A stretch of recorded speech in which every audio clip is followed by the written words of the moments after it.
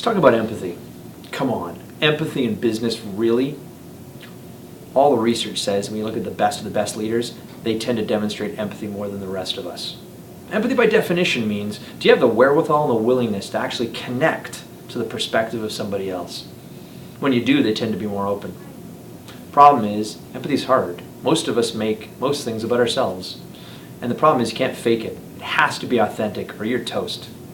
So how do you do it? What does it look like? I think there's 4 extremely powerful ways to demonstrate empathy in any interaction.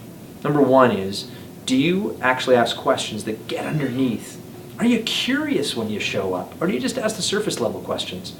Number 2, when someone's finished talking, do you just let them finish and then tell them what you want to tell them? Or do you actually validate what they've just said, step into it, and prove you heard what they said? Number 3 is, we live in a world of distractions, constantly, technology, everything else. So do you put that stuff aside and actually show up and be truly present? And the final, and maybe most powerful, and it applies to our professional as well as our personal lives, is, do you show up without judgment? When you do, you tend to be more influential, and that drives business results.